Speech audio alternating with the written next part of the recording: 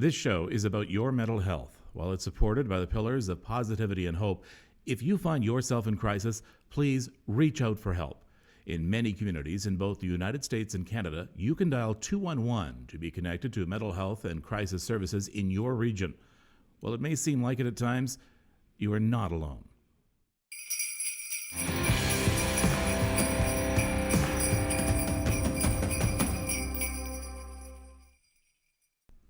Evening, everybody. And yes, it is Sunday.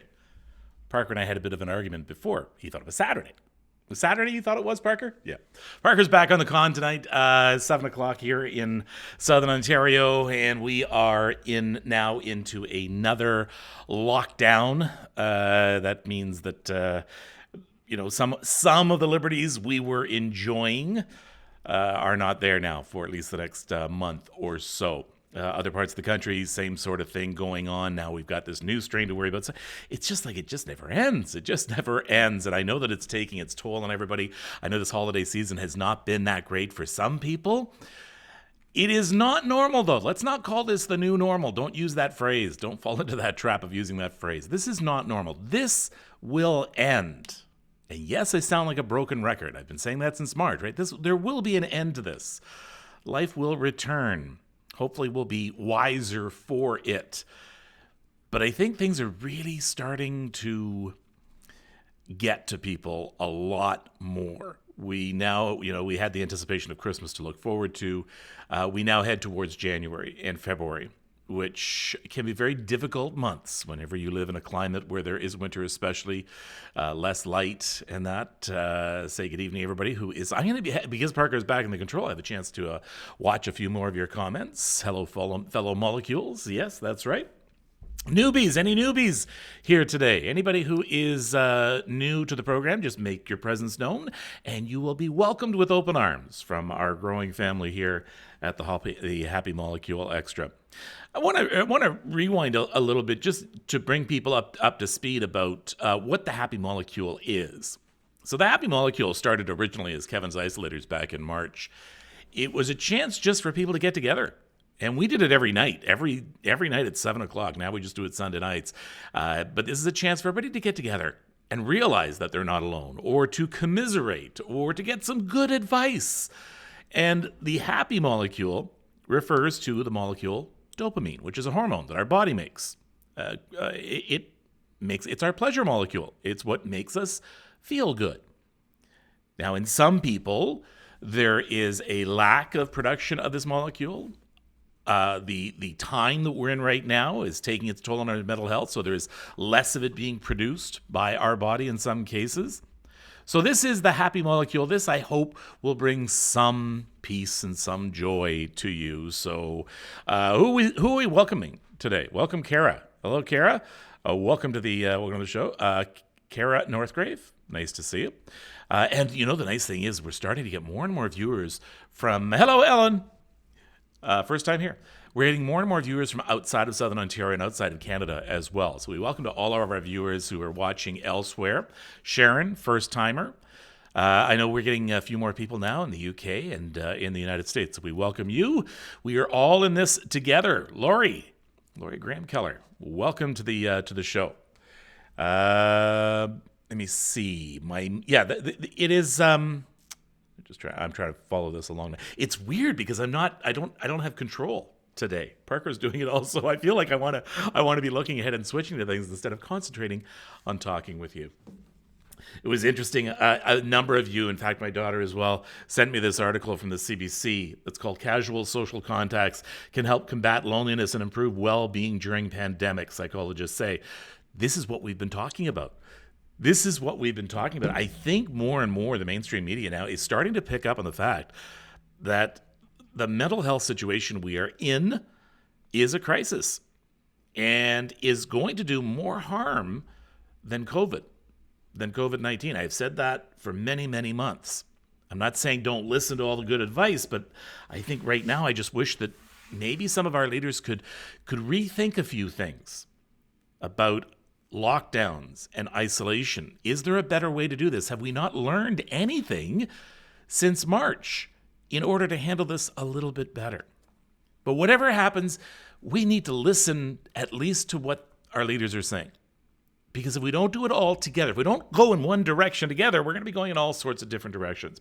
Back in September, I really started to notice the impact, the mental health impact that COVID and the isolation was having on people. So I put out a survey back in September, very unscientific, I know. And I asked 3 questions. And I'm going to show you, and then I asked them again today. I put it out a little bit earlier this afternoon. So I want to see if anything much has changed in your mental health since September. So let's take a look at the first question that was on that survey. So this is an update from a survey that was put out in September. And the first question was, isolation has done the following to my mental health. Severely impacted it. Most people said somewhat impacted it, 52%. So not much, and severely impacted, we're in second spot, almost at a tie. Look at this. Severely impacted has doubled since September. Has doubled since September. And that's something of concern. And that number is going to grow. This is important in a number of ways. I want to get back to Carol's comment there. Parker, put a pin in that one. I want to go back to Carol's comment in a few minutes because I want to talk about what she was saying. It brings up a very, very good point. But I want to talk about there is at least one thing that I want you to realize. If you feel that this has impacted you more than before, the important thing is you recognize it. One of the best ways to work with your mental health, to improve your mental health, and I'm talking about anybody, whether or not you live with depression, anxiety, whether or not you don't. As long as you can recognize a feeling, that is half the battle.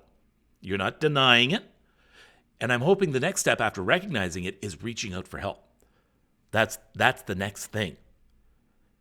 So don't just depend on this show on Sunday nights or on my podcast, which is available for download on Tuesdays.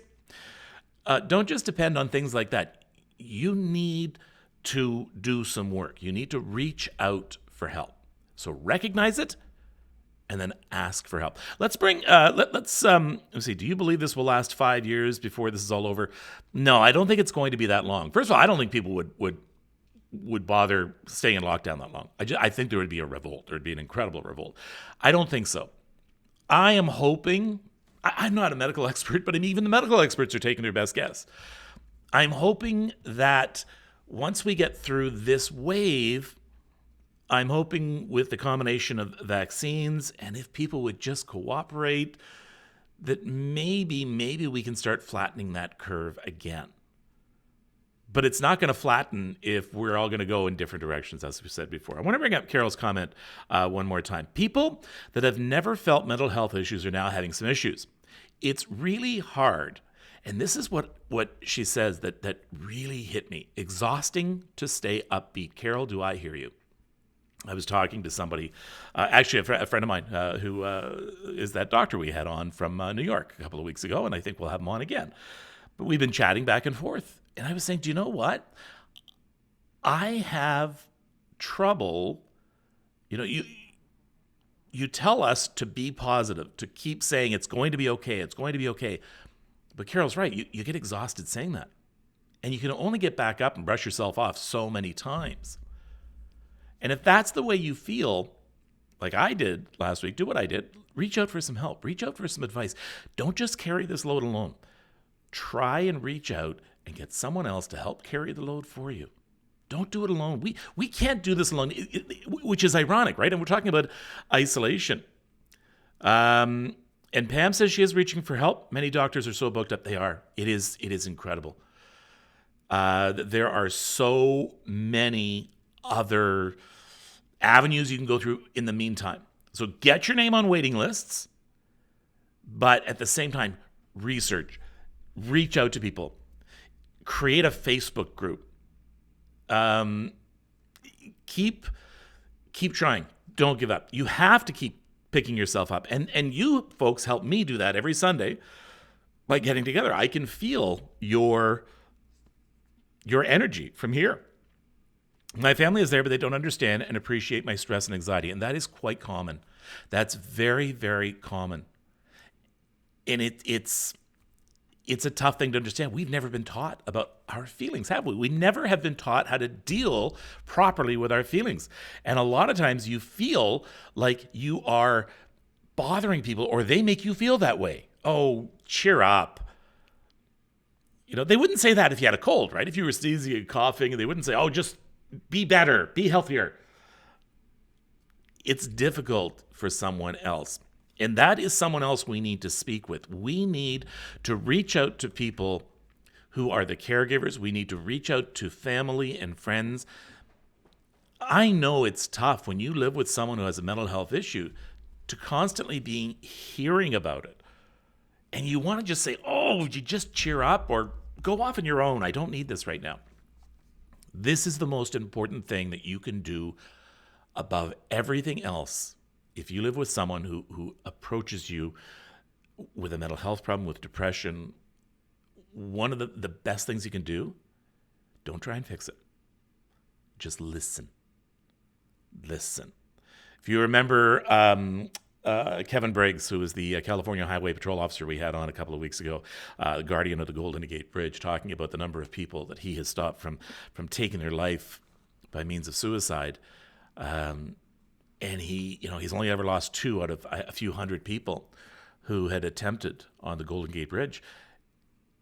And he always asks each of them when they come back over, he says, well, what was it that changed your mind? And almost every single one of them says, you listened. It's not that difficult. Listen. Maybe you don't understand, but listen. Don't try and fix it. By all means, encourage someone to get help. Maybe help them find that help. Keep Googling and calling and phoning. Try and find help for them. But you know what? You're not going to fix it. You're not going to fix it. Being there is the best thing you can do to fixing it. We're going to talk about suicide a little bit more in a bit as well, because that's on a lot of people's minds. In fact, in January, I'm going to dedicate a couple of weeks to suicide and suicide prevention. And the numbers are shocking, but we're realizing that we need to do more. Okay, we'll circle back around to some of these, but I want to get back. Let's go back to the survey again. These questions originally put out in September, and I'm doing an update on them today to see what a few months have done to us. So the second question in this survey that we had sent out in September was, if it was negative, if it had a negative effect on you, what is the biggest reason? Uncertainty, your loved one's health, your health, loneliness, or the financial strain? Now, most people just said the uncertainty back in September. Most people said the uncertainty, and loneliness was about second. So today, let's see what's changed. Uncertainty has gone down just a little bit.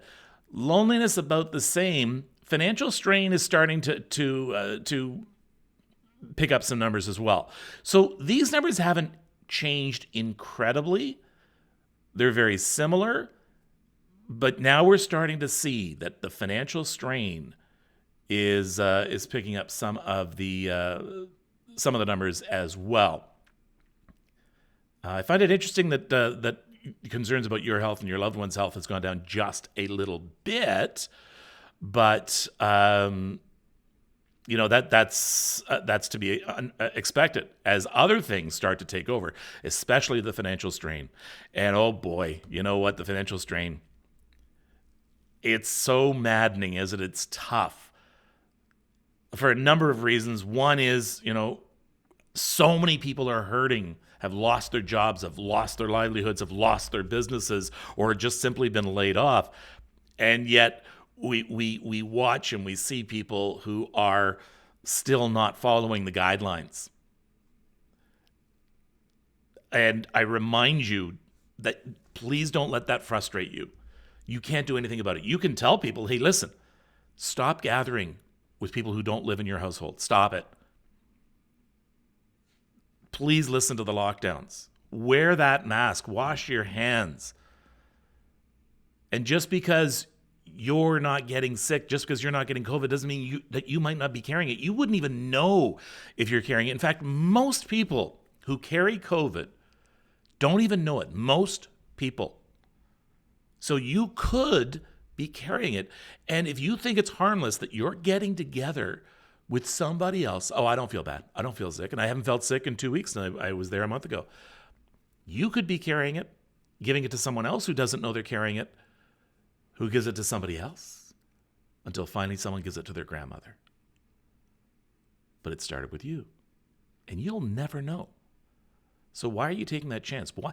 Getting together with someone else who is not in your household, and if you are defying the rules of the lockdown, then shame on you.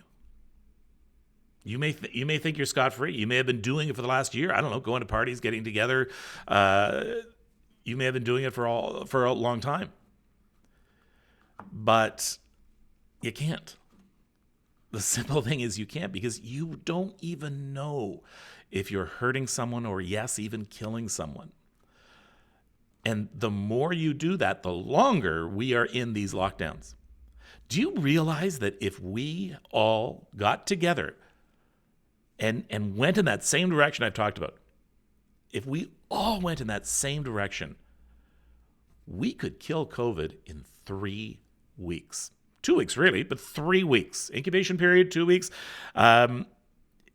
We could kill it if we got together. Here we are, as the planet has never been smaller. Here we have a chance to communicate with every single person on this planet and to put systems in place in order for us to all march to the same drummer. And yet we don't. We have the ability to kill this thing in 3 weeks. 3 weeks. But we don't. We also, sadly, have a financial infrastructure that doesn't care. We look at the stock markets and we see record growth for corporations. How is that possible? How is that possible? It's only possible if they're making money on the backs of the people who are losing it. If banks and major corporations really wanted to be a part of the solution, they would completely put a hold on payments for loans, for rent, for things like that. I understand the landlords are going to be saying, well, I need my money, but what happens to the person who gets kicked out onto the street? But I know the landlord is going to be in a tough way too, because, well, he or she has bills to pay as well. Meantime, corporations making record profits. These are not normal times. This is not normal times. You should not be making profit, period. Any money needs to be put back into fighting this together as a world, together as a world community, as one world community. It drives me crazy to see what the stock market is. In fact, I just try not to look at it every day. I remind you, please turn off the news. It's not worth listening to. It's just not. Once a day, catch up with your news, find out what's going on in the world. It's important to be informed. Other than that, turn it off. Turn it off. 5 minutes, 10 minutes total a day. But I would love for a bank to say, you know what? I'll tell you what, just for the lockdown period, let's say for 1 month, we are going to suspend all payments, period. Mortgage, loans, everything. We're going to suspend it. Yeah, you're going to lose money. They're going to lose money. That's what makes them so different from you and me and from the person who is losing their home and has already lost their business. Nothing. So yeah, we need to start rethinking some things. We're still trying to do this the same way we did it back in April and May, and it's not working. It's not working. Trying to remain positive. I am trying to remain positive. I know I try not to give any negativity here, but there is now a time we need to start rethinking things. We need to start thinking a different way. But we all have to move together. So that means right down from the youngest child to the biggest corporation. We need to all move in one direction against a common enemy. And we're just not doing it. We're being tested, and we are failing miserably. We're failing miserably. Now, one more question. This is a very important one, and it's something people don't talk about, and it deals with suicide. We don't talk about suicide. There's a fear that just talking about it will cause people to think more about it and possibly take their lives by suicide. That's been proven wrong, by the way. So I've contemplated self-harm or suicide. Back in September, 3% seriously considered it. 15% had only passing thoughts. Take a look at what happened now that for today. Take a look at this number. For those who seriously considered, it has doubled. It may not look like a big number. That's a huge number. From 3% to 6%. That's important, and that's something to look at. And I need to speak to that. I need to speak to anyone who's even had passing thoughts about it. First of all, it's okay that you've had those thoughts, okay? It's okay. There's different ways we think and different levels of frustration. And if you are, in any way ashamed, then there's the danger you're not going to talk to someone and reach out, because that's what you need to do. You can't do this yourself. If you're starting to think about suicide, you cannot carry that burden on your own. You are not committing a crime, okay? This is not a crime. Suicide is not a crime. That's why we say now, we don't say they committed suicide, because you commit murder. You commit attempted murder. You commit a robbery. That's criminal. You don't commit suicide. You die by suicide. And it's not a crime. It's initially a call for help. When you think that there's no other option, and it's not a coward's way out. It is not. We need to start rethinking. We don't talk about suicide enough. And like I say, in January, I have a couple of experts I'm going to be talking to about suicide. But there are times when we feel that there's no other choice, that some people feel there's no other choice, and something just gives. And that's why, if you have these feelings, you need to reach out, because you need some help in seeing around that wall. I always say suicide, if you've made a decision to even contemplate it, that basically here's the wall that you've built between your thoughts and the future, that you don't see anything except that wall. And so we need people to help you to look around the wall. Hey, it's not easy. It's not easy, and problems are still going to exist, and they're still going to be there. But it's not the only choice. And there is so much help available. And it could start as something as simple as calling your doctor. But I want to tell you all about the different help that's available. First of all, here in Canada, the crisisservicescanada.ca, 1-833-456-4566, or cmha.ca. They have so many different resources there for you. In the United States, 1-800-273-TALK, or suicidepreventionlifeline.org, or mentalhealth.gov. That's the government site. They have not only links to suicide prevention, but just simply for mental health and what's available. In the United Kingdom, I will tell you, the folks in the United Kingdom, you are so far ahead of almost the rest of the world when it comes to mental health. You have a minister of loneliness. They actually have a minister of loneliness in the UK government. But if there are thoughts of suicide, there are so many different numbers. I've picked this one. It's one of the larger ones, but there are so many different ones. This is Samaritans, and their number 116-123, Samaritans.org. Or this is a sort of a clearinghouse of all sorts of resources available to you in the United Kingdom. time-2-change.org.uk. I know it's tough. To all the hyphens and things like that, but time-2-change.org.uk. No matter where you are, there are resources available.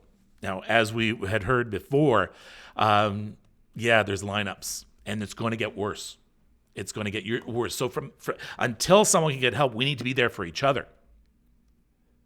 I would love it if, you could, even in the message board here right now, saying, you know what, once in a while, I need someone to talk to. And that's what that article in the CBC had talked about, that even our casual acquaintances now are becoming much more important. So I would love it on the message board saying, listen, once in a while I need someone to talk to. Is there a way I can exchange some email addresses with someone? Because sometimes that's enough until you can get the proper therapeutic help. So there are some wonderful people on this message board. I'm looking at these names and I know a lot of them now. I see a lot of them now, and they're giving advice back. It's not even just a matter of advice. And I don't want anybody giving advice that they're not qualified to do. I want you to be there to be able to listen. That's what people need, to be able to listen. We talk about how important journaling is when you're talking about cognitive behavior therapy and things like that. Sometimes just listening and being there, giving a person something to write down, giving them a reason to write everything down might be just enough.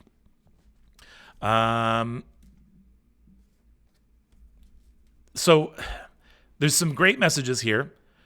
See, there's Edith, right there, offering. Anyone can message me to talk. I just got a pen pal, helps me, says Kathleen. So, yeah, 100% love to chat with other adults. I'm home with my kids. Okay, somebody get in touch with Jessica. Let's become pen pals here. Let's at least be there for each other. So put it up on this board. It's okay. Not one person here is going to think you're weak. Not one person. Not one person is going to say, ooh, I don't want to talk to you. Not one person. I know these people. Wayne says, wish you could get a rescue dog. Yeah, I wish I could too. There are people who want to listen. Maybe there's people who need to be listened to. It's okay. No judgment. Let's put those helplines up again, Parker. I want you to realize something about each and every one of these helplines. These, without exception, are all non-judgmental. Without exception. They're not going to say, oh, you feel like that? They're not going to poo-poo you. For the first part, they're just going to listen. They just want you to be able to let off some steam. And then they can make recommendations for you. They're not going to have the police bust down your door, okay? They're not. That's not what they do, and that's not what they're there for. These numbers, these addresses are professionals. There's Kids Help Phone here in Canada as well, in the U.S. There are a number of organizations, so many, and they're non-judgmental. So, and it can be something as simple. I know sometimes, well, can you tell me more about it? Well, no, I can't. When you have when your mental health really goes down the tubes, that's one of the hardest things to describe. And one of your first signs that someone has a mental health problem is when they say, I just feel, I don't know. That is an indication of depression, anxiety, and it's okay. It's better if you can reach out. So I'm looking at the board here. By all means, if exchange, with safety in mind, things like that. Exchange email if you want, or anything like that on Messenger. Pets are amazing. Someone was saying about a rescue dog, but yeah, pets are amazing. They are the most non-judgmental beings on this planet. So you couldn't get wrong with that, or go wrong with having a pet.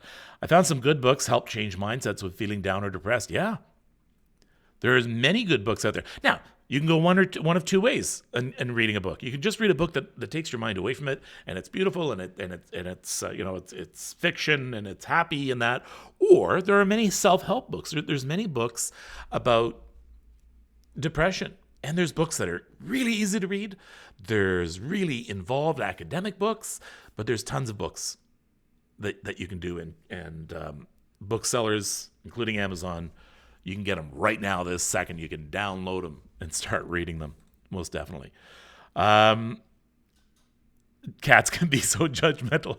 Okay, are we going to get into a dog-cat argument? Because I'm not going to be in the middle of that right now. And then I think that was done tongue-in-cheek. So definitely. What else do we have that everybody is here for today? My 3 dogs are very helpful. I can't say enough about how pets are doing. So how's everybody's, what are you doing then to take care of your mood and your feelings and your depression? Taking some time to yourself, and I don't want to say taking some time to yourself, but I'm really taking some time and just not worrying about anything in the world except just thinking about yourself and just sort of going through your mind with a meditation to make sure that just to go through your whole body, you do that body scan.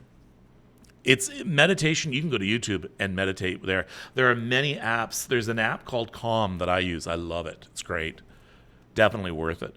There are tons of free apps. There's tons of apps you pay for. Worth their weight in gold. Worth their weight in gold.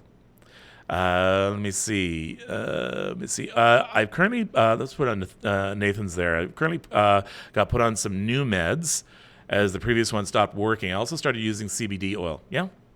Like you do things with advice though, if you can. Just make sure that you read on things, look at things. You know who a great resource is that a lot of people don't use enough of, and that's your pharmacist. Talk to your pharmacist about if you're on depression medication. Talk to your pharmacist. Say, listen, what is this really doing to me?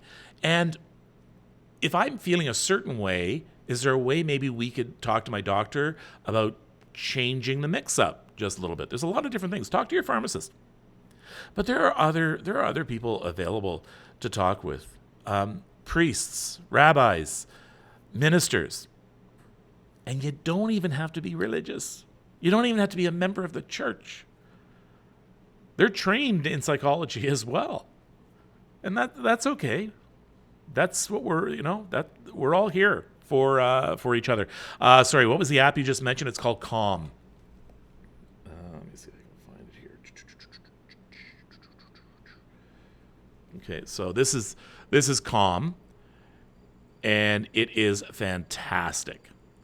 I'm finding I can't sit down. My anxiety triples if I'm not busy doing anything. Okay, Pam, that is trying to keep busy all the time isn't going to help you. It's going to make things worse. Staying busy, yes. Not just sitting down doing, absolutely nothing is not good for you.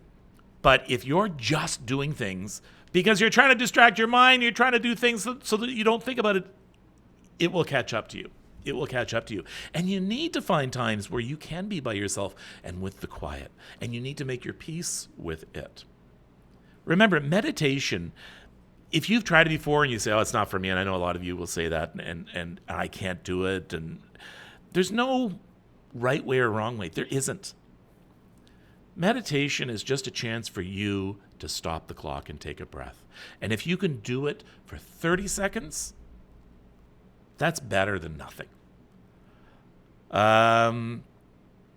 Nature, walking. Okay, nature, I can't say enough about nature. Getting out into the parks. Those things haven't changed, and we are finding more and more studies. In fact, one that was just recently done at Exeter University in the UK has proven that being out in nature significantly improves not only your mental health, but your biological health as well. They're all one and the same thing. Your physical health and your mental health are all one and the same thing. So you take care of your eating, take care of your sleeping, and you take care of your mental health, and you got it made. By the way, talking about sleeping is so incredibly important. I have a sleep expert coming on my podcast on Tuesday. Alana McGinn is a sleep specialist, and she has some great advice for sleep. And you know how important sleep can be, but we're going to talk about little tricks you can do and why it's so important. Kevin, what do you do during the difficult days? You know what? I reach out. I reach out when I can on those difficult days, and I have a lot of difficult days. We all do. It takes a very special kind of person who doesn't have any difficult days. I don't know if such a person exists. Maybe they do. But if they do, most likely they're not having difficult days because they're probably helping other people because they realize the importance of that. Reaching out and then taking that breath, a reset. In fact, let's do it right now. Let's do it right now because is anybody there feeling anxious? If you're feeling anxious right now, this will be especially good for you. Oh, pardon me. I always start the sniffling about this time of night. It's so dusty in here. All right. What we're going to do is we're going to take a quick break right now. We're going to stop right now, everybody. So no messages stop typing, no messages. I just want everybody in unison right now. We're going to do it. We're just going to take a break for 1 minute. That's it. Okay, just 1 minute. And we're simply just going to breathe in and out and be aware of our breath and nothing else. So right now, I want everybody to close their eyes. Close your eyes right now. Now, first things first, I just want you to be aware of where you are in the room, any noises around, any smells around, anything. It's important to be aware. That's if it's noisy, that's fine. That's part of where you are right now. Are you sitting? Are you lying down? Are you standing? Are you leaning? I want you to feel the floor beneath your feet or the chair beneath your butt. I want you to feel all that. And just be aware of it. Where are you right now in this space? Where are you? Try and get as comfortable as you can, but if you're not, that's fine. Just be aware of it. So now what we're going to do is just for a minute, we're going to breathe in and out, and we're going to just be aware of that breath. Nothing else but that breath. So as you breathe in, I want you to say to yourself, I'm breathing in, I'm breathing in, I'm breathing in. You don't have to say it out loud. Just say it to yourself and breathe in through your nose. Go. Just for about 7 or 8 seconds and hold it, and then breathe slowly out and say to yourself, I'm breathing out, I'm breathing out, I'm breathing out, I'm breathing out. Now hold it. Now we're going to repeat the process. Breathe in through your nose for about 7 or 8 seconds and hold it, and out through your mouth. Just now this time, when you breathe in, I want you to feel how fresh that air is as you're breathing in. Just feel how fresh that air is as you're breathing in. Just breathe in through your nose. It's fresh. It's cool. You're holding it, you're letting it into your mind and into your bloodstream, and you're breathing out. Now, as you're breathing out all the bad air. You're breathing out all the anxiety, any tightness. You're just breathing it out. And let's do it one more time. Breathe in through your nose. This time, again, nice, cool, fresh air. Breathe in through your nose. Keep breathing, and hold it. It's mixing with your blood and your everything in your airways, in your brain, and now you're going to breathe out. And all the anxiety, excuse me, and any depression you might have, just let it go for now. I'm not saying it's a magic fix and it's going to be gone forever, but let it out right now. Just it wants to get out. Okay, open your eyes. Always remember that your anxiety doesn't want it. The reason we feel like this is our anxiety, our depression wants to get out. It wants to be breathed out. We want to get rid of it. And that's what we just did. And I don't know. I hope that even for that brief moment that you were able to feel just a little bit of peace for 1 minute. That's 1 minute more you would have. How did people feel? How do people feel with that? And what do you think you could do better?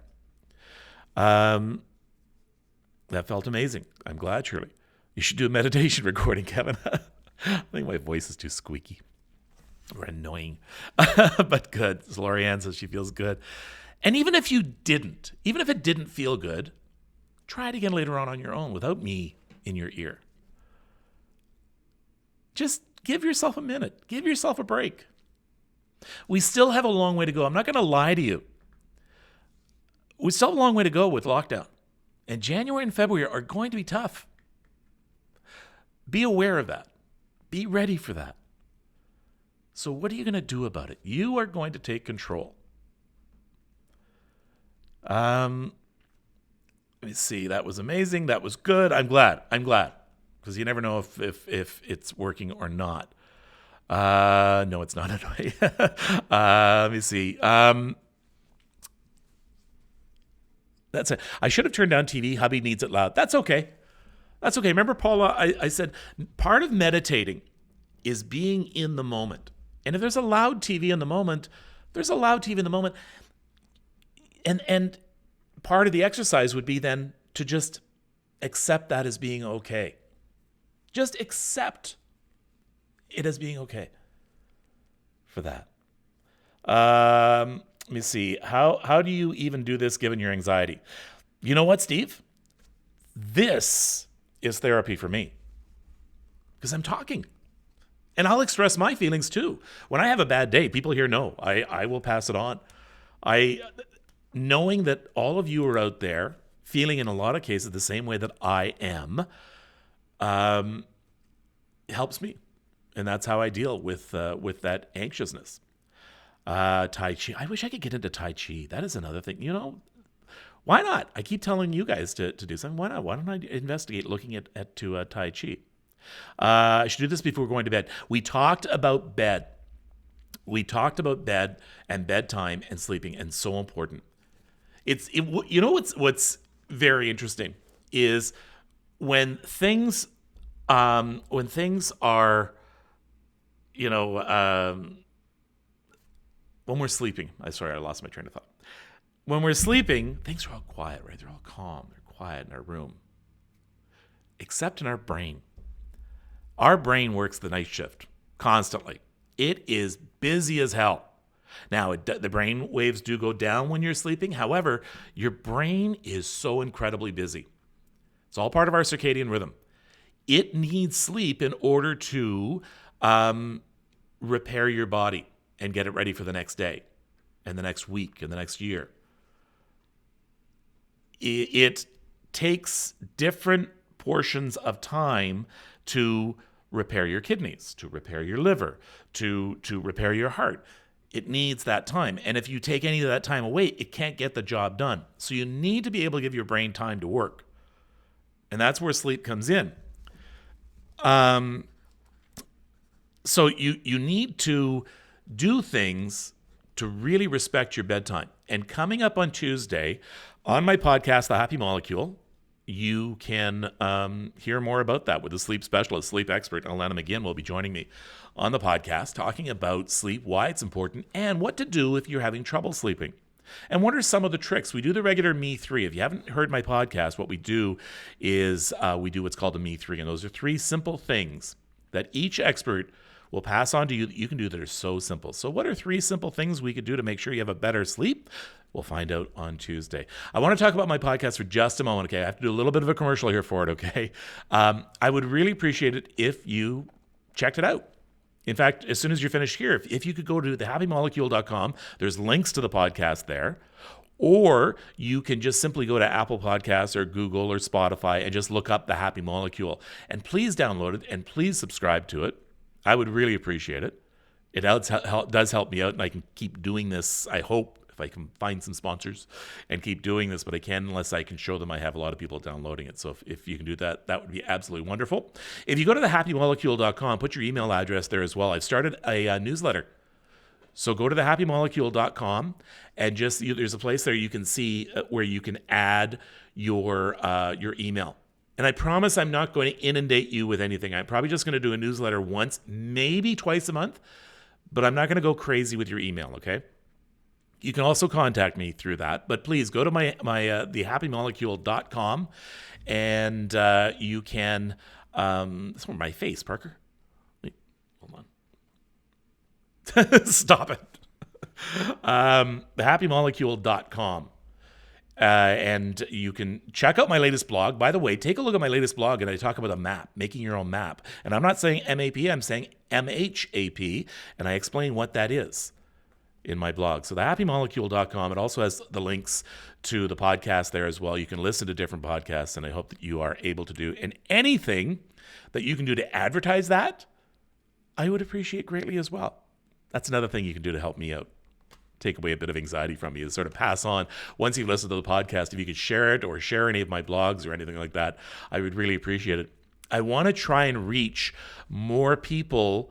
I know that we have such a dedicated audience in Southern Ontario, and as I mentioned, it's starting to grow outside of here. And I want to reach so many people because we're all the same. We're all the same. We're all suffering. We're all living with this. It doesn't matter where you are. We all have that same problem where we're so tired of this and we're scared in some cases and we're alone.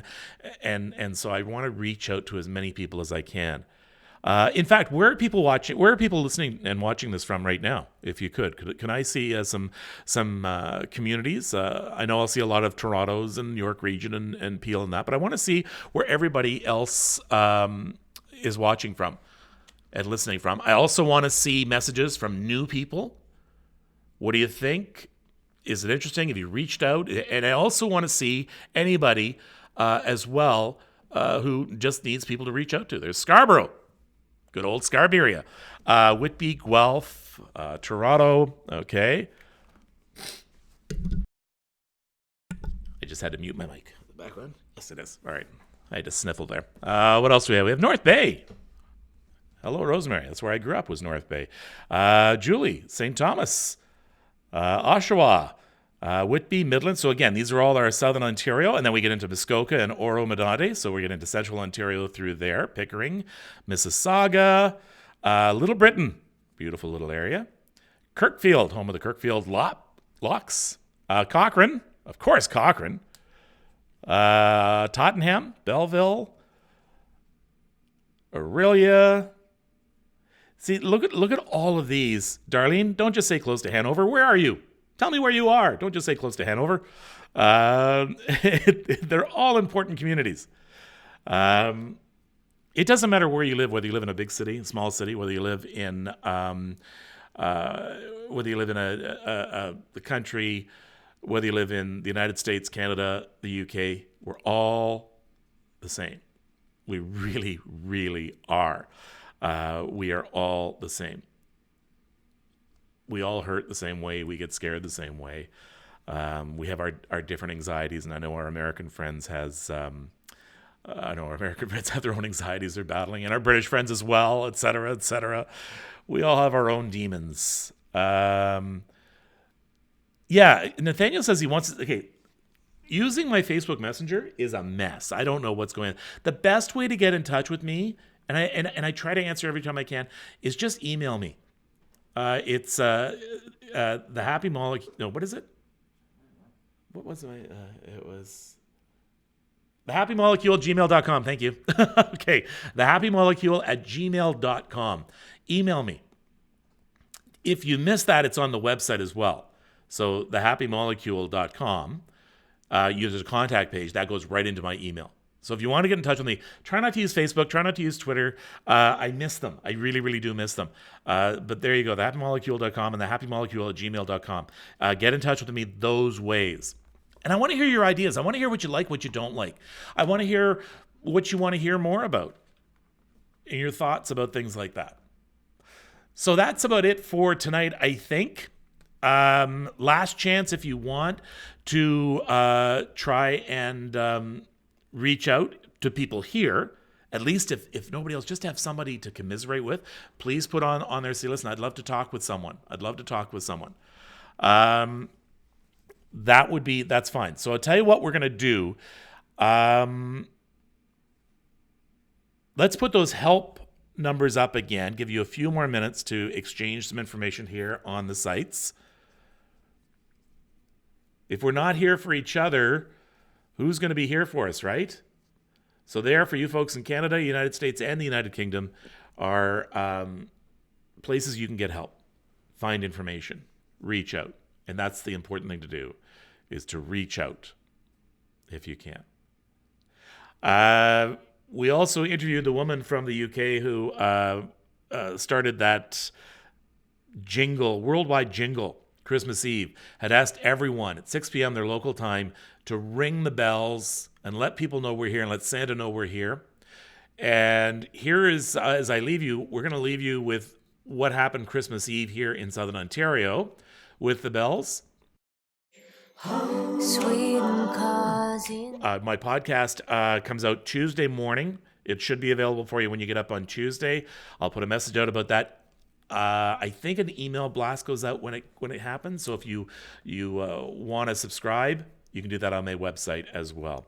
So until the podcast comes out, until the next time we speak, take care of yourself and take care of each other. Sweet and cozy night, and you were here by my side.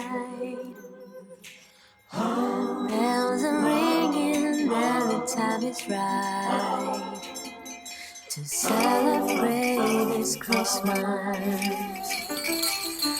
We're gonna have some fun. 6 o'clock. Merry Christmas to everyone.